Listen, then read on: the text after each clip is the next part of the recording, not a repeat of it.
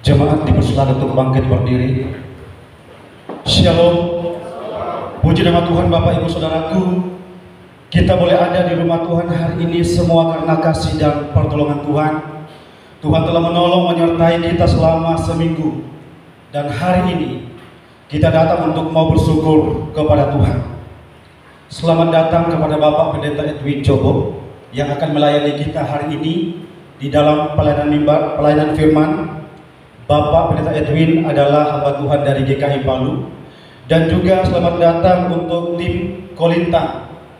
Selamat datang dan beribadah bersama dengan kami dan seluruh jemaat yang boleh hadir pada saat ini. Selamat datang dan selamat kita untuk beribadah kepada Tuhan.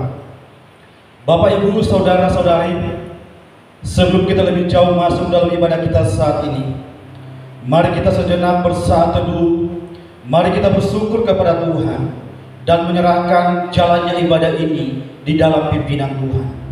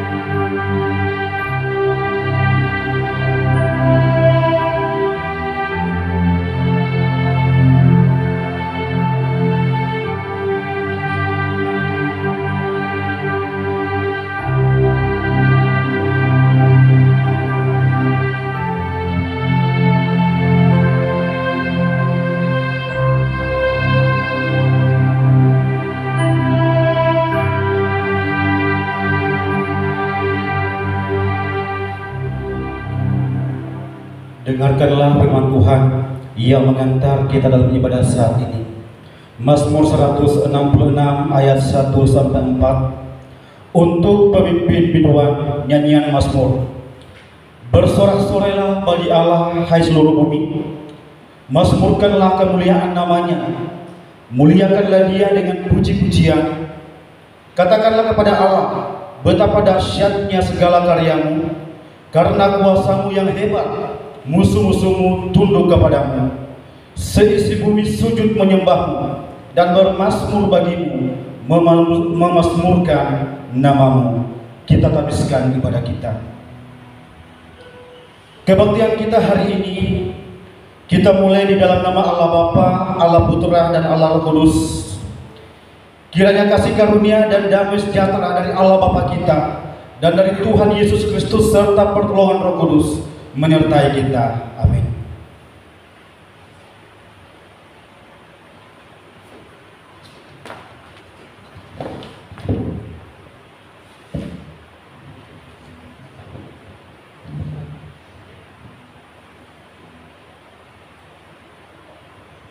Puji Tuhan, kita bersyukur kepada Tuhan atas waktu dan kesempatan yang Tuhan kembali berikan kepada kita, dan kita pahami dan kita harus bersyukur. Setiap waktu yang ada kita harus pergunakan dengan sebaik-baiknya, karena firman Tuhan berkata di dalam Yesaya 55, carilah Tuhan selama Ia berkenan ditemui, dan berserulah padanya sebab Ia dekat. Untuk itu kita akan mulai ibadah kita, membuka hati kita, pikiran kita menaikkan pujian mulia KPPK 28.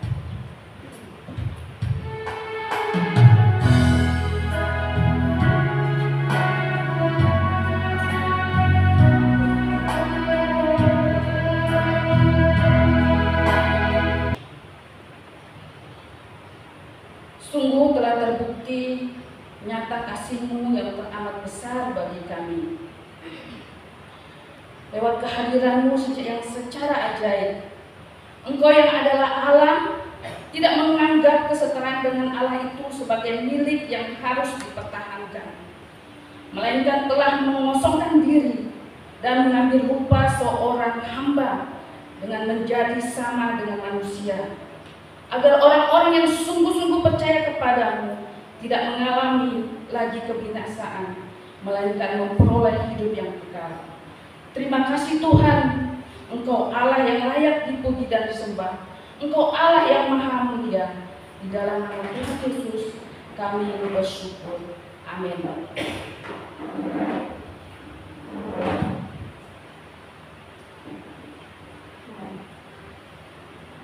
Berita anugerah terdapat di dalam Roma 6 ayat 12-14. Demikianlah firman Tuhan. Sebab itu hendaklah dosa jangan berkuasa lagi di dalam tubuhmu yang fana, supaya kamu jangan lagi menuruti keinginannya. Janganlah menyerahkan anggota-anggota tubuhmu kepada dosa untuk menjadi senjata kelalaian. Tetapi serahkanlah dirimu kepada Allah sebagai orang-orang yang dahulu mati, tetapi sekarang hidup. Serahkanlah anggota-anggota tubuhmu kepada Allah untuk menjadi senjata kebenaran. Sebab dosa tidak akan berkuasa lagi atas kamu, karena kamu tidak berada di bawah hukum Taurat, tetapi di bawah anugerah. Silakan duduk. Mari saudaraku, kita akan kembali memuji Tuhan, bersorak bagi nama Tuhan dengan menaikkan pujian bagi Tuhan. Dia lahir untuk kami.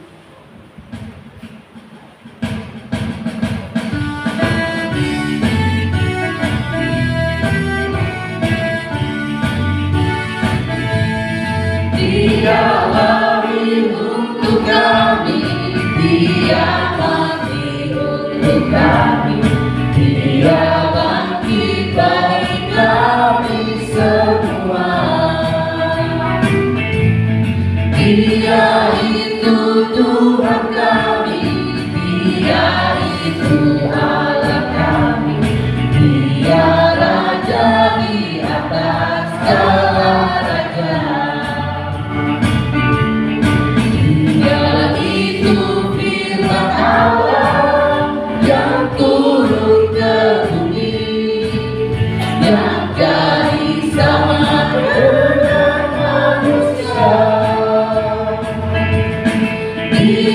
Yesus sobat kami, Dia Yesus Tuhan kami, Sang Penebus Juru Selamat dunia.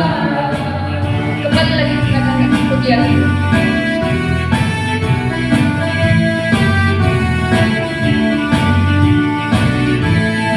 Dia lahir untuk kami, Dia mati untuk kami, Dia bangkit bagi kami semua. Dia itu Tuhan kami, Dia itu Allah kami, Dia Raja di atas segala raja. Dia itu firman Allah yang turun ke bumi, yang jadi sama dengan manusia. Dia Yesus sobat kami, Dia Yesus Tuhan kami, Sang Penebus Juru Selamat dunia. Sang Penebus Juru Selamat dunia. Saatnya kita akan mendengar kebenaran firman Tuhan yang akan disampaikan oleh Bapak Pendeta Edwin Jodoh. Untuk itu kita mempersiapkan hati dan pikiran kita, dan kita menaikkan pujian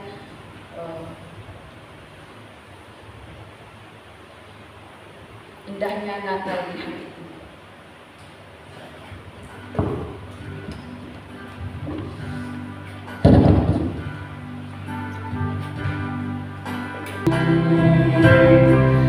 Indahnya Natal di hatiku.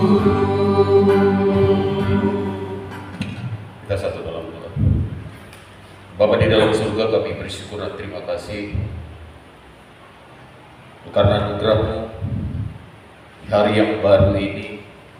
Di pagi hari ini kami kembali boleh bersama-sama berkumpul menyembah, memuji Engkau, bertemu dengan saudara-saudara seiman kami, bahkan kami boleh mendengarkan kebenaran firman. Tuhan menolong kami, Tuhan memampukan kami supaya apa yang kami baca, apa yang kami renungkan bukan hanya menjadi pengetahuan di otak kami, tapi sungguh itu menjadi teraplikasi di dalam seluruh aspek kehidupan kami. Berkati hamba-Mu yang sudah mempersiapkan kebenaran firman-Mu dengan segala keterbatasan, bila Engkau pakai dia untuk menyatakan kerinduan dan isi hati bagi setiap kami. Berikan kepada kami hati seorang murid, hati yang mau terus belajar dan diajar oleh kebenaran firman. Tolonglah kami ya Roh Kudus, demi nama Yesus, Tuhan dan Juru Selamat, firman yang hidup itu, kami berdoa dan bersyukur. Amin. Shalom. Shalom. Ya, sebelumnya saya mau memperkenalkan diri. Nama saya Edwin, punya 3 anak dan 5 cucu. Coba cucu dong.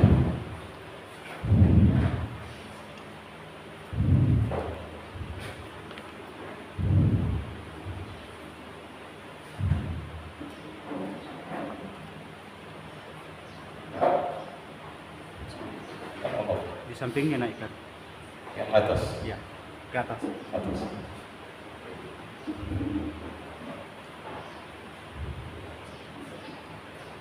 Banyak.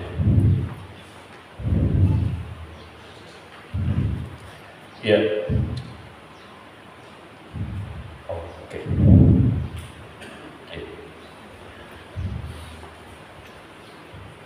Ya. Jadi Bapak Ibu, nama saya Edwin. 1 istri, 3 anak, dan 5 cucu. Saya 2003 berjemaat di GKI Palu. Bersama-sama Pak Iwan kami melayani di Komisi Pria sejak sampai 2003 bulan April. Bulan April saya berangkat ke Malang dalam rangka studi di Seminari Alkitab Asia Tenggara. Dengan 3 orang anak kami studi di sana.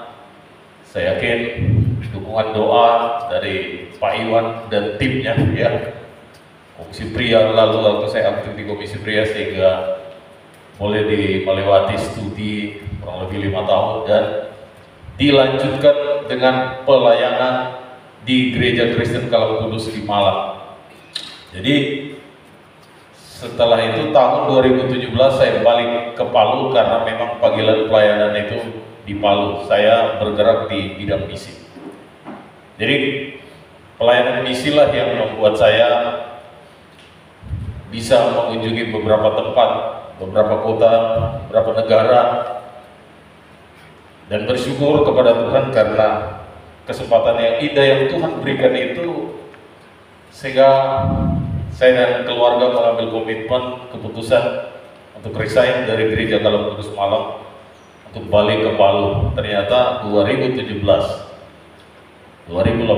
itu gempa ya. Saudara, pada saat gempa itulah bisa membantu masyarakat yang terkena dampak dari gempa itu. Bantuan-bantuan dari luar ada beberapa yang saya tangani dan akhirnya kurang lebih 6 bulan saya berada di pusat gempa di daerah Dolo Selatan, Kecamatan Dolo Selatan. 6 bulan saya ada di sana membantu para penyintas yang ada di sana. Kemudian daerah Bangka, kalau Bapak Ibu tahu, setelah gempa mereka dilanda banjir lagi, rumah mereka sampai atapnya kurang seperti ini ya, kurang 30 cm atapnya kelihatan.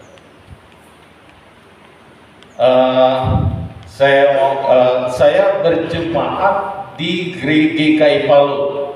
Saya bukan hamba Tuhan di GKI Palu, ya, tapi saya berjemaat di GKI Palu. Saya pendeta misi dari Gereja Metodis Injili Indonesia yang di Bandung. Saya pendeta misinya dan saya koordinator wilayah Indonesia Timur.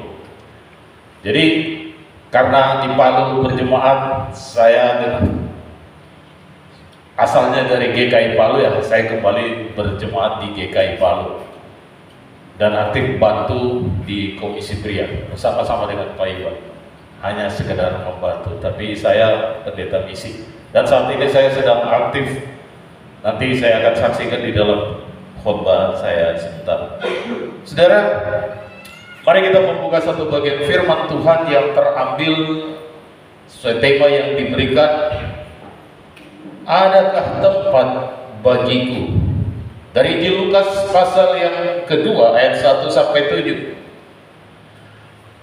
Kalau sudah dapat, katakan amin. Ya, saya akan bacakan, kita akan baca bersama-sama secara bertanggapan. Ayat yang pertama, Bapak Ibu, ayat yang kedua sampai dengan ayat yang ke-7. Kita baca demikian firman Tuhan. Pada saat itu, Kaisar Agustus mengeluarkan suatu perintah menyuruh mendaftarkan semua orang di seluruh dunia. Inilah para kali diawakan sewaktu Quirinius menjadi gubernur Pisidia. Maka pergilah semua orang mendaftarkan diri masing-masing di kotanya sendiri. Galilea, kota Daud yang bernama Bethlehem, karena ia berasal dari keluarga dan keturunan Daud. Supaya didaftarkan bersama-sama dengan Maria, tunangannya yang sedang mengandung. Ketika mereka di situ, tiba waktunya bagi Maria untuk bersalin. Dan ia melahirkan seorang anak laki-laki, anaknya yang sulung, lalu dibungkusnya dengan lampin dan dibaringkannya di dalam palungan, karena tidak ada tempat bagi mereka di rumah penginapan. Saya bacakan bagian firman Tuhan yang lain dari Wahyu 3 ayat 20. Lihat, aku berdiri di muka pintu dan mengetok. Jikalau ada orang yang mendengar suaraku dan membukakan pintu, aku akan masuk mendapatkannya dan aku akan makan bersama-sama dengan dia dan ia bersama-sama dengan aku. Saudara, tema adakah tempat bagiku sungguh menarik. Kenapa sungguh menarik? Karena tema ini diberikan dalam rangka menyambut Natal, masa Advent Natal. Saudara, adakah tempat bagiku? Pertanyaannya adalah, sudah berapa kali kita merayakan Natal? Halo, sudah berapa kali kita? Sudah berapa tahun? Sudah berapa kali kita merayakan Natal? 29 kali. Ya, ada yang 5 tahun, ada yang 10 tahun, ada yang 15 tahun, ada yang 20 tahun, ya enggak? Ada yang 30 tahun, atau ada yang seumur hidupnya merayakan Natal. Saya merayakan Natal, saya tidak pernah bersekolah minggu ya. Karena saya merayakan Natal ketika usia saya tahun 1995.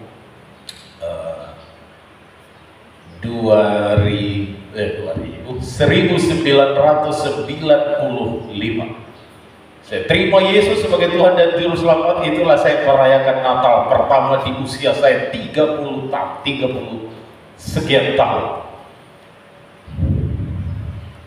30 tahun. Saudara, pada waktu kita merayakan Natal, saya tanya ini kenapa? Karena waktu Natal yang sibuk kita lakukan apa, saudara? Pasti semua pikir, aduh, kasih bersih rumah, ya enggak? Itu memang bagus, ya. Cat rumah. Bapak pikir ini warna apa lagi? Gorden warna apa lagi, ya enggak? Pohon terang ditaruh di mana? Mau beli pohon terang baru lagi, yang lama sudah terlalu kecil, sudah tidak modern, sudah tidak up to date. So kalah model. Halo ibu-ibu, itukah yang terjadi? Kalau bapak-bapak mungkin seperti saya tidak terlalu pusing, ya? Ya nggak? Setuju nggak bapak-bapaknya? Tapi ibu-ibu itu loh, saya buka rahasia sedikit.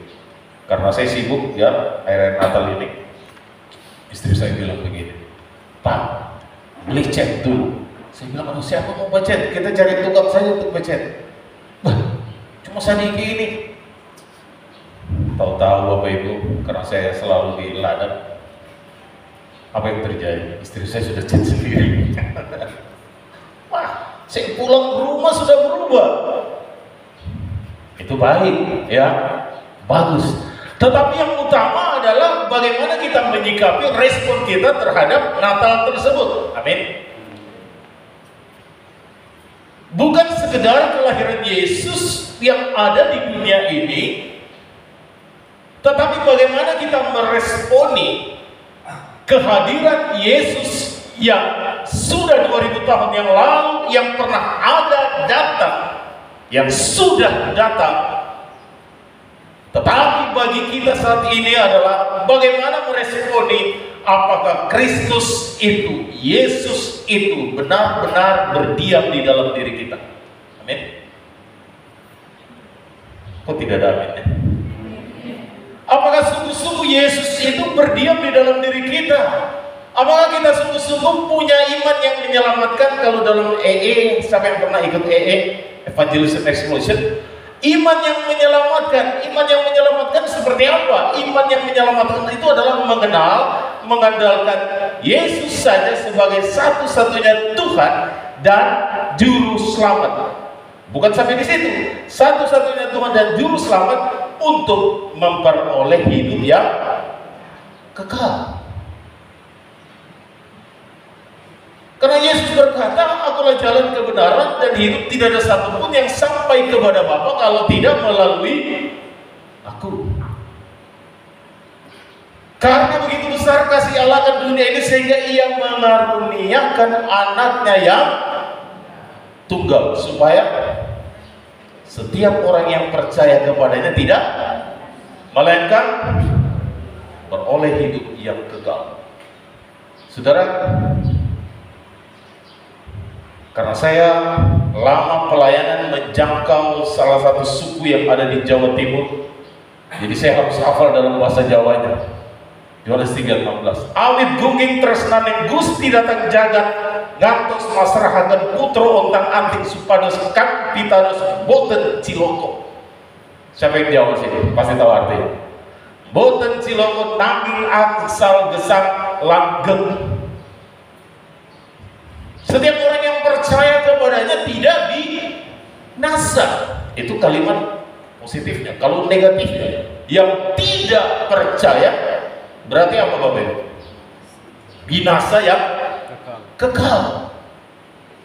Bukan binasa sementara Bapak Ibu. Yang tidak percaya Yesus binasa kekal.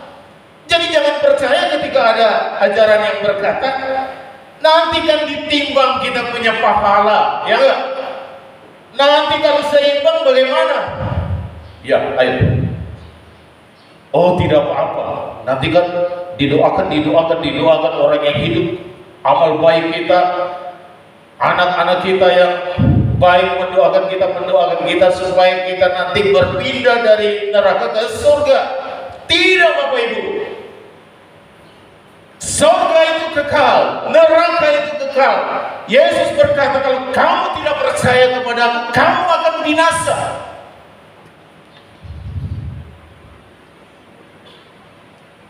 Makanya Natal itu terjadi. Amin. Amin. Kenapa Yesus harus Allah yang berkuasa itu? Tadi doanya itu luar biasa. Kenosis, mengambil rupa, menjadi manusia. Allah yang berkuasa mau membatasi dirinya di dalam manusia. Saudara pikir gampang itu? Kalau saudara punya kuasa di dunia ini, punya jabatan, itu hal yang tidak mudah saudara lakukan. Tapi Allah yang berkuasa itu mau membatasi dirinya menjadi seorang manusia. Bahkan kita baca tadi, dia datang, dia lahir di mana? Di kandang. Dan ia melahirkan seorang anak laki-laki, anaknya yang sulung, lalu dibungkusnya dengan lampin dan dibaringkannya di dalam palungan. Kenapa? Karena tidak tidak ada tempat bagi mereka di rumah penginap. Kau menyedihkan sekali. Tuhan yang berkuasa, Allah yang berkuasa itu menjadi manusia, datang ke dunia ini, lahir di palungan di kandang domba. Pihak sebelah bilang sangat menyedihkan, ya enggak? Pihak sebelah bilang orang yang tidak percaya, wah, kok Tuhan seperti itu? Harusnya kan dia berkuasa, dia bisa lahir di tengah-tengah raja, kaisar, pemerintahan. Ya enggak? Bisa enggak? Bisa saja. Tapi dia tidak melakukan itu, saudara. Dia melakukan itu supaya apa, saudara? Lahir di palungan yang hina. Dia mau melakukan itu agar kita diselamatkan. Karena apa, saudara? Karena upah dosa itu adalah maut. Semua manusia telah berdosa dan telah kehilangan kemuliaan Allah. Manusia yang diciptakan pertama Adam ketika diperintahkan untuk taat kepada firman Tuhan. Jangan kamu makan buah itu. Kalau kamu makan buah itu, kamu pasti akan mati. Tapi manusia tidak mentaatinya, dia makan. Dan akhirnya singkat cerita jatuh ke dalam dosa. Semua manusia telah berdosa. Bukan hanya sekedar berdosa, tetapi kehilangan kemuliaan Allah. Berdosa, kehilangan kemuliaan Allah artinya apa? Hubungan dengan Allah itu sudah terputus. Hanya bisa dipulihkan ketika Kristus datang sehingga ada Natal. Kenapa Natal itu, Allah itu datang ke tengah-tengah dunia? Karena dia tahu hukuman atas dosa itu sangat-sangat mengerikan. Allah tahu hukuman atas dosa itu begitu mengerikan, saudara. Kalau saudara membaca di kitab Kejadian yang dikatakan Allah berjalan-jalan setelah manusia jatuh ke dalam dosa itu sebenarnya satu pernyataan yang begitu dahsyat bahwa bagaimana kengerian daripada kejatuhan manusia. Sehingga ketika Allah bertanya, di manakah engkau? Apa yang mereka lakukan? Mereka sembunyi. Kenapa kamu sembunyi? Kami telanjang. Kenapa kamu tahu kami telanjang? Apakah kamu makan buah itu? Kenapa kamu makan?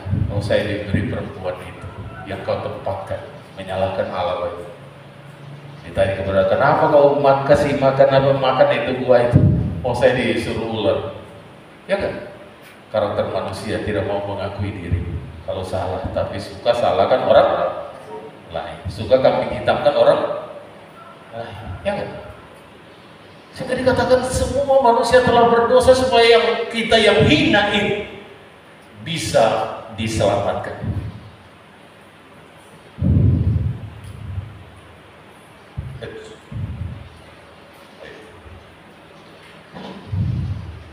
Pertanyaan, adakah tempat bagi Tuhan Yesus? Kalau saya tanya, adakah tempat bagi Tuhan Yesus? Ada? Amin.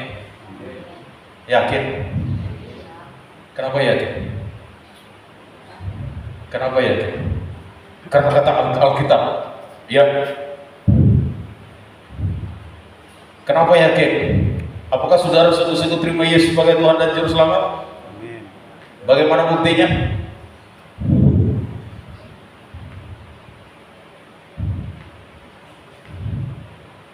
Setiap kita yang percaya kepada Yesus disebut apa?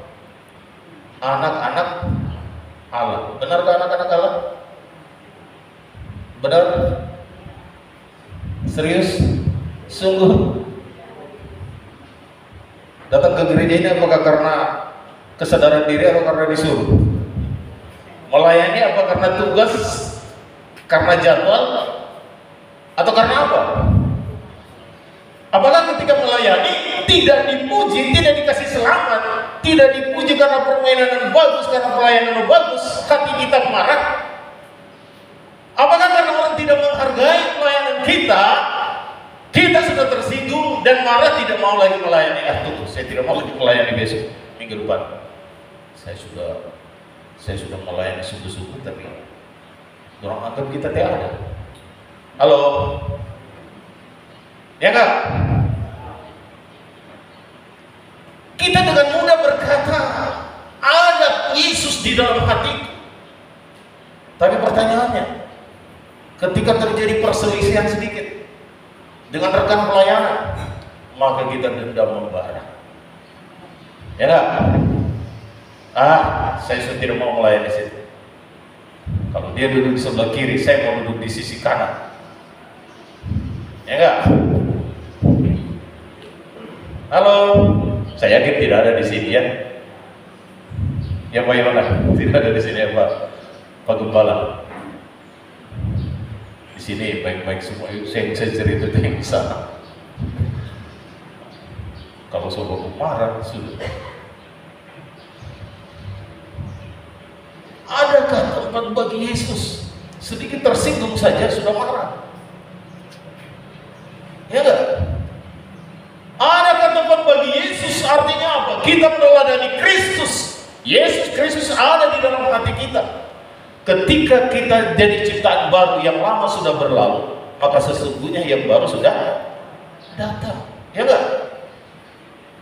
Paulus katakan demikian. Artinya apa Bapak Ibu? Dulu kita sering melakukan hal-hal yang seturut keinginan daging kita. Pokoknya saya tidak tahu, saya berjalan terus, saya mau apa yang saya lakukan saja. Saya tidak peduli dengan orang lain. Orang lain mau dengar kayak, orang lain mau suka kayak, saya tidak tahu. Yang penting keinginan daging saya, itu yang saya lakukan. Tidak peduli. Sehingga dikatakan metanoia itu berubah arah. Dulu kita sebelum terima Kristus, kita selalu mengarahkan ke dosa, keinginan daging kita. Dulu kita hidup di dalamnya, kata Paulus di dalam Efesus pasal yang kedua, kita senang jalan di dalam murka Allah itu. Sehingga kalau di sini orang bagai, kita bagai juga, ya enggak? Orang hina, kita lebih hina lagi. Ya enggak? Itu dulu. Tapi waktu kita terima Kristus, ada Kristus di dalam hati kita. Kita bukan lagi mengarah ke sana, kita mengarah ke sana. Apapun yang kita kerjakan, apapun yang kita lakukan untuk Tuhan. Terserah orang mau bilang apa, yang penting hati saya, Tuhan tahu saya melayani Tuhan. Orang mau puji saya tidak peduli. Itulah tanda ketika orang sungguh-sungguh hidup di dalam Kristus. Kristus ada tempat bagi. Kalau ada orang kesusahan, saya akan bantu. Orang mengalami pergumulan, saya doakan. Orang yang sudah lama tidak ke gereja, saya pergi kunjungi, saya ajar, saya doakan, saya bersaksi. Kalau di sini, alah cuek. Super pelama nanti pergi gereja, sudah itu kongan nanti masuk gereja. Ya toh. Tapi kalau sudah di sini ciptaan baru, ada tempat bagi Yesus. Kerinduan hatinya itu Tuhan untuk selalu menjadi saksi Kristus. Segala sesuatu yang dikerjakan untuk kemuliaan Tuhan. Amin. Karena yang lama sudah yang baru sudah datang.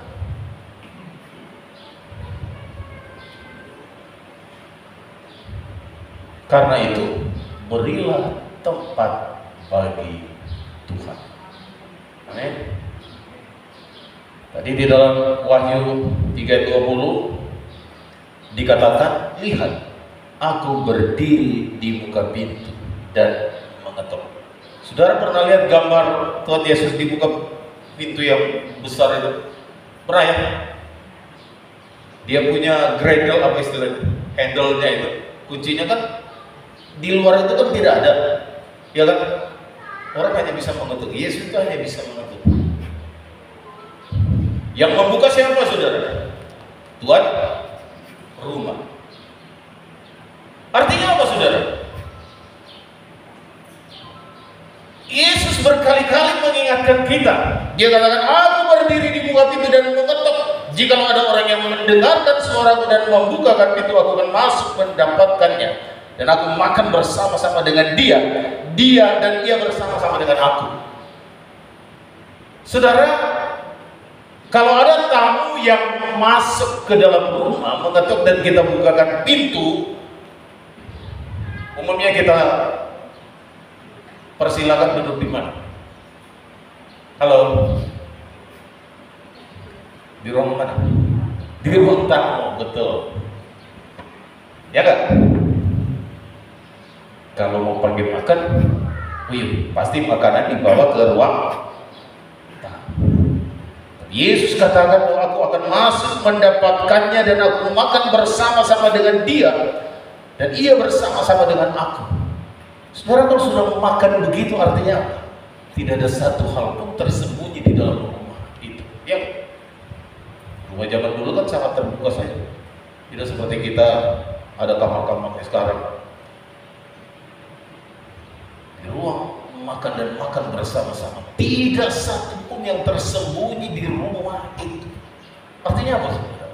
Ini mau menggambarkan kepada saudara dan saya bahwa kalau Yesus ada di dalam hati kita, tidak ada satupun yang tersembunyi di hadapan Dia. Amin. Waktu kita terima Yesus sebagai Tuhan dan Juru Selamat, Yohanes 1 ayat 12 dikatakan, waktu kita terima Yesus sebagai Tuhan dan Juru Selamat, kita diberi kuasa untuk menjadi anak-anak Allah. Kita menjadi anak Allah, sehingga kita disebut anak-anak Allah. Untuk kita menerima Kristus sebagai Tuhan dan Juru Selamat, Roh Kudus itu berdiam di dalam diri kita. Roh Kudus untuk tujuannya untuk apa? Mengingatkan kita. Kalau kita salah, diingatkan. Seringkali kita tidak sadar kalau kita diingatkan. Kita anggap biasa-biasa saja. Tadi di mobil saya cerita dengan Pak Iwan. Ada dosen saya yang sudah senior. Dia bawa istrinya, disuruh anaknya pergi periksa ke Singapura karena istrinya sakit-sakitan. Tapi waktu diperiksa di sana, istrinya baik-baik saja, hanya perawatan biasa saja, dikasih obat. Tapi justru dia mengalami tindakan operasi, padahal dia merasa baik-baik saja. Sehingga dia katakan, kalau kita sakit, kalau kita ditegur Tuhan dengan sakit, kita rasakan sakit, itu adalah karunia buat Tuhan menyayangi kita, dan kita harus koreksi diri. Kalau Roh Kudus menegur kita, Roh Kuduslah yang akan menjadi panutan di dalam kehidupan saudara dan saya. Amin. Dia pasti akan mengingatkan kita waktu kita salah,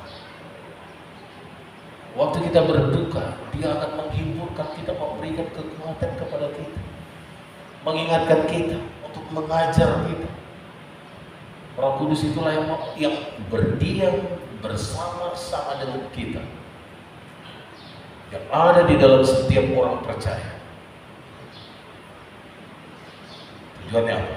Mau mengingatkan saudara dan saya, supaya kita terus berjalan di dalam kebenaran firman Tuhan. Lanjut. Kenapa? Hidup kita di dunia ini singkat, ya enggak?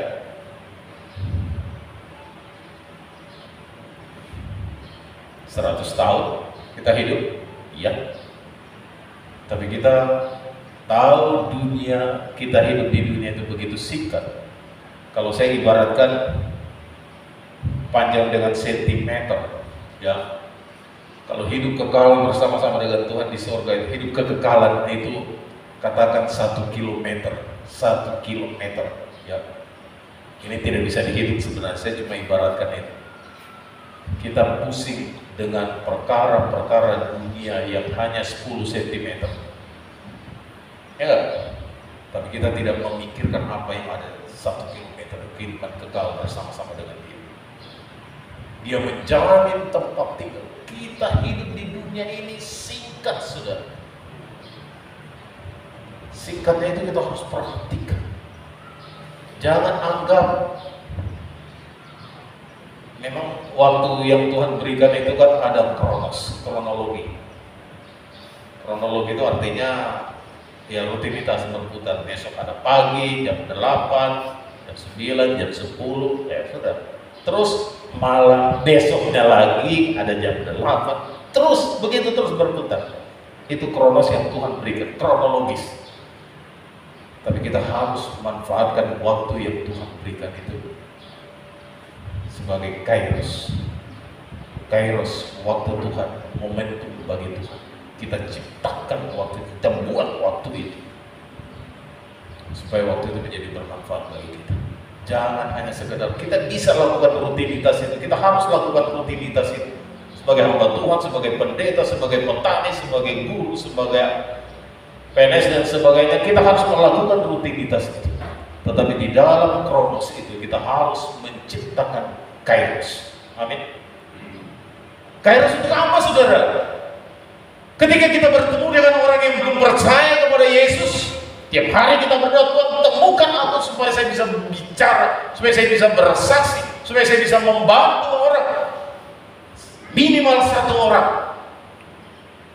Kita berdoa untuk itu. Waktu kita bertemu dengan orang-orang itu, kita akan biasa melihat orang itu kalau kita hidup dalam kronos. Tapi ketika kita lihat ada orang di pinggir Alfa Midi, duduk, dia jualan sabu. Satu hari dia berada di situ. Apakah laku atau tidak? Apakah kita perhatikan atau tidak? Kalau kita hidup di kronos ya sudah berputar aja. Ya, dia di situ biasa aja. Tapi kalau kita ciptakan kairos, kita datangi, kita tanya, Pak, sudah berapa yang laku? Oh, belum ada. Di mana rumahnya? Kita kenal. Tidak apa-apa, orang-orang seperti itu sangat senang. Siapapun dia, sudah. Kita bisa bantu. Kita tidak perlu beli sapunya. Sapu dia jual 15.000. Kalau kita punya duit 10.000, kita berikan. Kita punya duit 5.000. Orang-orang seperti itu sudah punya harga diri sebenarnya. Ketika sudah, saya tidak minta Pak, saya tidak apa-apa, ini berkat Tuhan untuk Bapak. Saudara, bertemu dengan orang-orang yang tidak jelas arahnya, apakah kita mau ciptakan kairos itu bagi dia? Kita ceritakan Injil, kita ceritakan kabar baik, kita ceritakan tentang Yesus. Jalani kronos, saudara, di dalam takut akan Tuhan, karena Yesus ada di dalam diri kita. Tapi ciptakanlah waktu kairos, momentum untuk bisa bersaksi bagi Kristus. Amin. Untuk kita bisa bersaksi bagi Kristus. Bapak Ibu, gak usah baca ya. Ini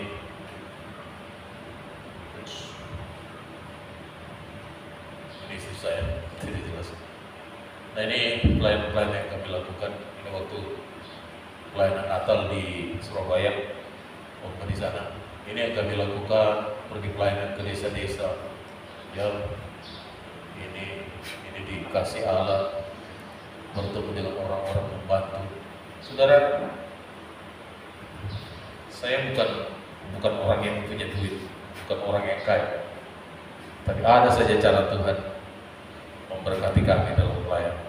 Saya pendeta misi dan saya bergerak dari satu desa ke desa yang lain. Sebenarnya saya rutin pergi ke daerah Pantai Barat Sireja di Sibala, itu tempat pelayanan saya. Cuma karena akhir-akhir ini saya sibuk di pertanian, tujuan saya untuk menjangkau orang-orang di ladang itu. Jadi saya ada di sana. Ini saya bertemu dengan orang da'a. Saya ini ngobrol pay. Saya bawa kopi di tumbler, saya bikin kopi yang enak, saya beli kopi itu yang enak, saya pesan memang khusus dari Jawa, ya. Saya buat, saya taruh di tumbler, saya bawa susu, kemudian saya minum bersama-sama dengan mereka. Minum kopi. Mereka katakan, seumur hidup kami tidak pernah minum kopi seperti itu. Kalau di kafe-kafe kan sudah 30.000. Saya buat benar-benar, saya saring kopi itu, benar langsung minum dan nikmat. Saya pergi temui mereka sambil ngopi. Karena saya bisa bahasa Kaili, saya bercerita dalam bahasa Kaili, Ledo, mereka da'a.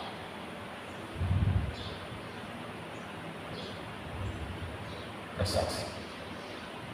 Saat ini saya sedang merintis pelayanan di pertanian di daerah Sidodut.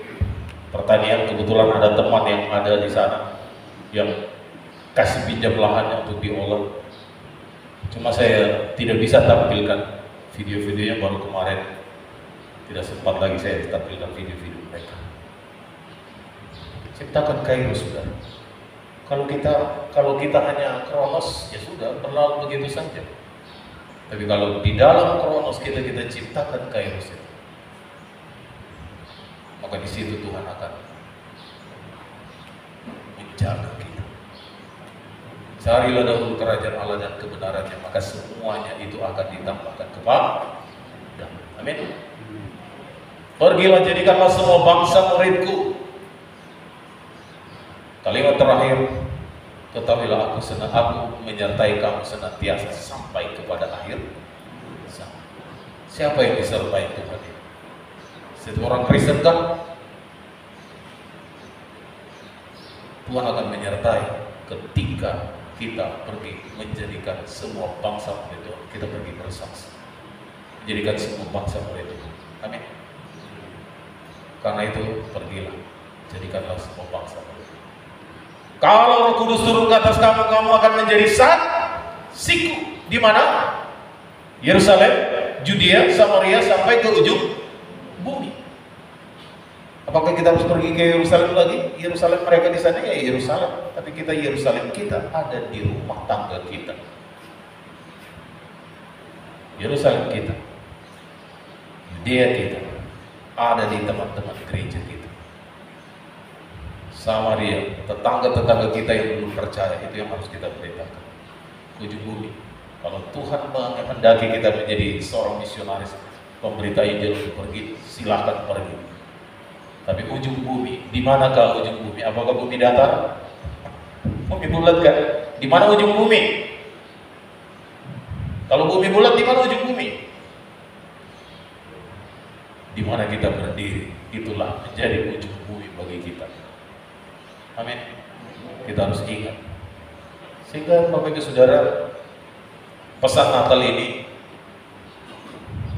kita baca bersama-sama. 1, 2, 3. Jadilah saksi. Kamu akan menerima kuasa kalau Roh Kudus turun ke atas kamu, dan kamu akan menjadi saksi. Padahal bagus sekali kalau dibilang kamu akan menjadi sakti. Kayaknya S-nya ditambah T, ganti T. Kan bagus tuh. Tapi Tuhan bilang, Yesus bilang, kita menjadi saksi. Ada amin? Selamat menyambut Natal, merayakan Advent, masa merayakan Natal. Jadikanlah momentum Natal ini bukan hanya sekedar kronos. Ada amin? Tapi biar menjadi sebuah momentum Kairos. Pada waktu Natal, undanglah orang-orang yang sudah lama tidak pergi ke gereja karena kecewa. Undanglah orang-orang yang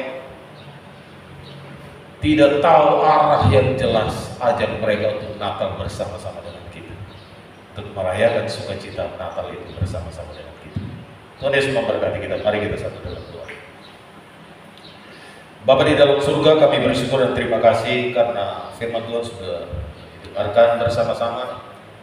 Tolong kami supaya kami baca yang kami sudah dengarkan firman Tuhan ini, biarlah sungguh menjadi bagian di dalam hidup kami. Sungguh Kristus ada di hati kami masing-masing, dan ketika kami merayakan Natal ini ya Tuhan, mampukan kami, ajarlah kami supaya Natal ini bukan hanya sekedar kronos bagi kami, tapi sungguh menjadi kairos bagi kami untuk melakukan perintah dan menjadikan semua bangsa murid Tuhan untuk menjadi saksi. Ampuni salah dan dosa kami ya Tuhan kalau selama ini kami tidak melakukannya. Biarlah Roh Kudus mengingatkan kami, meneguhkan kami, menguatkan kami untuk terus menjadi pemberita-pemberita Injil, untuk menjadi saksi. Berkati jemaatmu di tempat ini, berkati kepala sidang di tempat ini, para pengurus majelis, bersama-sama layanan di tempat ini. Biarlah Tuhan menolong mereka terus bergandengan tangan untuk menjangkau orang-orang yang ada di sekitar. Ini doa kami demi nama Yesus Tuhan dan Juru Selamat kami berdoa. Amin. Saudara, kita masuk di dalam doa syafaat. Mari kita satu dalam doa. Bapa di dalam surga, kembali kami datang kepada-Mu ya Tuhan. Kami bersyukur untuk ibadah yang boleh kami selenggarakan, untuk puji-pujian firman Tuhan. Tolong kami supaya kami dapat menjadi pelaku-pelaku firman Tuhan itu di dalam kehidupan kami. Kau memberkati para majelis, kau memberkati para pengurus yang ada di GKK Labuan ini. Hamba Tuhan yang melayani, Tuhan berkati mereka di dalam pelayanan-pelayanan yang ada, di dalam program-program yang akan mereka kerjakan dan lakukan. Khususnya di dalam menyambut perayaan Natal GKK Labuan pada tanggal 8 Desember nanti ya Tuhan, minggu depan. Tuhan menolong mereka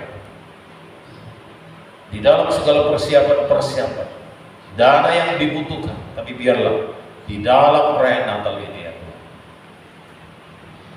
dana keluar cukup besar mungkin, tapi itu tidak keluar dengan sia-sia ketika kami melakukan kairos di dalam masa raya Natal ini, dalam perayaan Natal ini, untuk membawa jiwa-jiwa saudara-saudara kami yang belum mengenal Kristus, untuk mengundang mereka untuk bersama-sama datang merayakan Natal di tempat ini. Terima kasih Tuhan, Kau memberkati panitia Natal, Kau memberkati segala sesuatu yang dikerjakan, dilakukan. Hamba Tuhan yang menyampaikan kebenaran firman Tuhan, Tuhan menolong. Terima kasih ya Tuhan. Kami berdoa juga untuk ayah dari saudara Sinyo yang dirawat di Rumah Sakit Madani. Tuhan, kami berdoa di dalam nama Tuhan Yesus. Kau jamah, Kau sembuhkan, Kau pulihkan saudara kami ini ya Tuhan, ayah dari saudara Sinyo. Mohon belas kasih-Mu, Kau jamah, Kau sembuhkan, Kau pulihkan, memberkati makan minum obat-obatan yang dikonsumsi, sehingga melalui semuanya itu Tuhan, kuasa-Mu nyata, sehingga saudara kami ini boleh mengalami kesembuhan. Kau memberkati para perawat, para dokter yang ada di Rumah Sakit Madani ini, pasien-pasien yang ada juga ada di sana, Tuhan memberkati. Kami berdoa juga ya Tuhan Yesus untuk Ibu Frida. Saat ini masa pemulihan di Surabaya, kami bersyukur kalau operasi di lutut berhasil dengan baik dan saat ini sedang masa-masa pemulihan. Tuhan hiburkan dia. Di tengah-tengah rasa sakit di dalam terapi mungkin dia rasakan, tapi Tuhan menghibur dia, menguatkan dia sehingga dia boleh menjalani masa terapi ini di Surabaya. Dan ketika kembali ke Palu bersama-sama dengan seluruh keluarga besar jemaat yang ada untuk bersama-sama melayani, Tuhan yang memberkati semuanya. Terima kasih ya Tuhan Yesus. Kami berdoa untuk setiap jemaat yang hadir pada hari ini. Di tengah-tengah pergumulan yang mereka alami dan hadapi, tidak ada satu hal pun yang tersembunyi di hadapan. Tilik mereka satu persatu ya Bapak. Terima kasih. Berdoa menyerahkan bangsa dan negara kami, Tuhan memberkati para pemimpin kami. Khususnya setelah pilkada, pilgub dan pilgub, gubernur maupun bupati yang ada di Sulawesi Tengah dan Donggala. Biarlah Tuhan juga memberkati semuanya. Orang-orang yang terpilih sungguh-sungguh orang-orang yang memikirkan kepentingan bangsa dan negara, bukan memikirkan kepentingan golongan mereka saja. Kau jauhkan dari hal-hal yang tidak menyenangkan hatimu ya Tuhan. Biarlah kehadiran kami sebagai orang-orang percaya sungguh menjadi berkat bagi bangsa dan negara kami di mana kami berada. Terima kasih ya Tuhan Yesus, terima kasih. Kami bersyukur untuk semua doa syafaat yang boleh kami naikkan, dan mari kita bersama-sama berdiri menaikkan doa Bapa kami. Bapa kami yang di surga, dikuduskanlah namamu, datanglah kerajaan-mu, jadilah kehendak-mu di bumi seperti di surga. Berikanlah kami pada hari ini makanan kami yang secukupnya, dan ampunilah kami akan kesalahan kami, seperti kami juga mengampuni orang yang bersalah kepada kami. Janganlah membawa kami ke dalam pencobaan, tetapi lepaskanlah kami daripada yang jahat. Engkaulah Tuhan dan kuasa sampai selamanya. Amin. Silakan duduk. Amin. Saya kembalikan.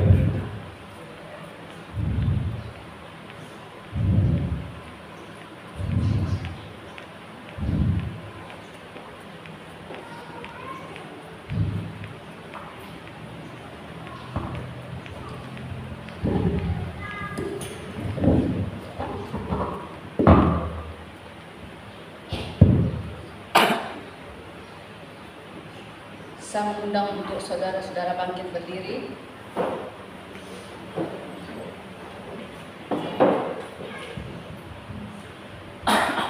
Bersama dengan seluruh umat Tuhan di segala tempat dan segala zaman, mari kita mengikrarkan pengakuan kita seturut dengan pengakuan iman rasuli.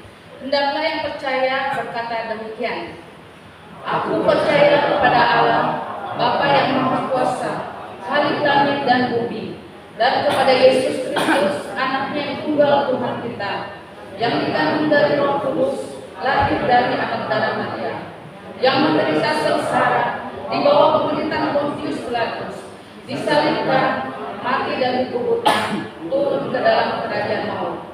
Pada hari yang ketiga, bangkit pula dari antara orang mati, naik ke surga, duduk di sebelah kanan Allah, Bapa yang Maha Kuasa. Dan dari sana ia akan datang untuk menghakimi orang yang hidup dan yang mati.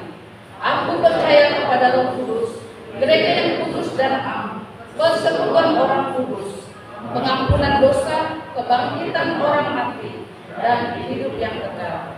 Amin. Silakan duduk. Puji Tuhan, terima kasih buat pelayanan yang sungguh luar biasa diberikan pada saat ini. Dan semuanya saya kembalikan pada Tuhan, biarlah Tuhan yang akan membalasnya. Percayalah, tidak sia-sia pelayanan yang kita berikan kepada Tuhan, sebab ada upah yang telah menanti kita di surga. Amin. Untuk itu kita akan memberikan persembahan bagi Tuhan kita dengan menaikkan pujian Kidung Jemaat 127, Kandang Domba Itu Rumahnya.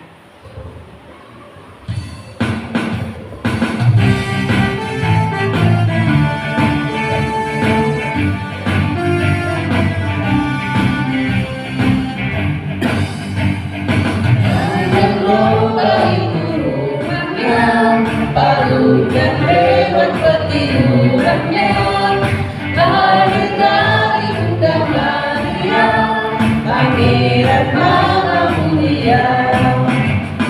Aku pun hendak ke Bethlehem, supaya ku melihatnya di tempat yang indah dan tenang, Pangeran Maha Mulia.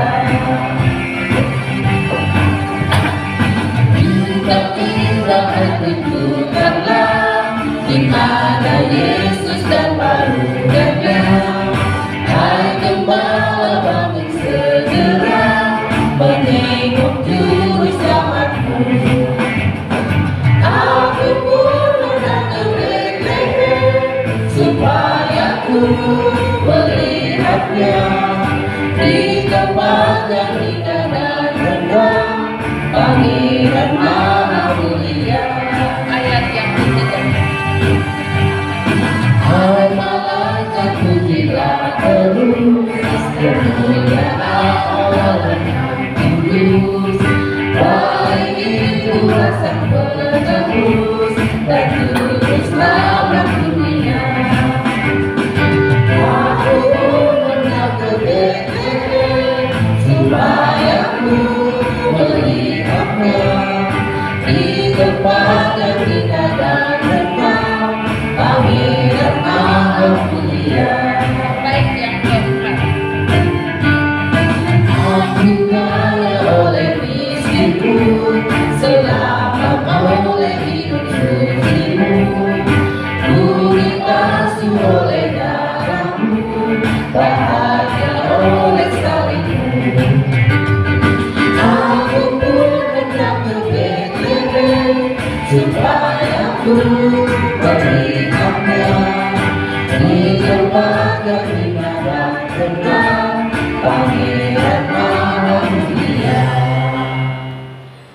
Mari kita berdoa. Di penghujung ibadah ini, kami terus bersyukur buat kasih penyertaan yang tak pernah lekang oleh waktu, dan bersyukur juga buat persembahan yang telah dijalankan. Engkau memberkati persembahan ini yang akan dipergunakan dalam setiap pelayanan di tempat ini. Tangan-tangan yang sudah memberi, kiranya Tuhan balas berkat dari surga. Dalam nama Yesus, amin. Doksologi dan doa berkat. Saya mengundang saudara untuk bangkit berdiri.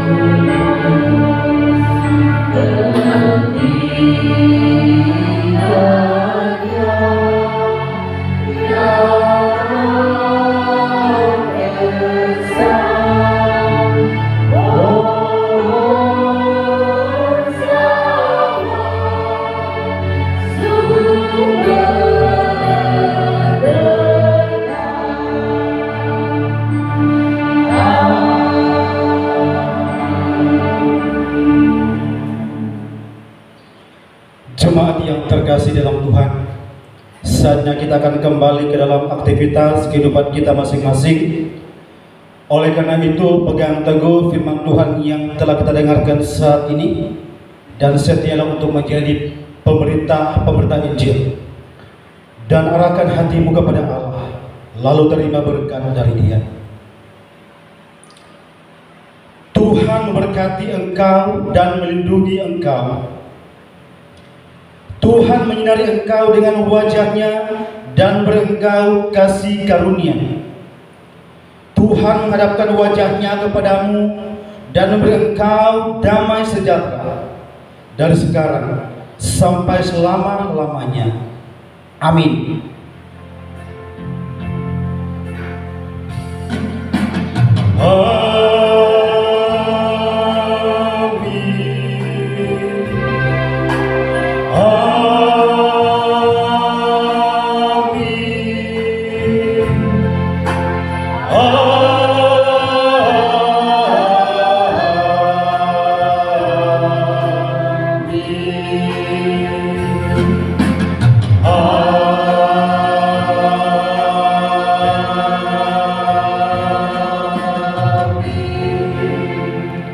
Silakan duduk kembali dan silakan bersatu bersyukur untuk ibadah yang telah selesai.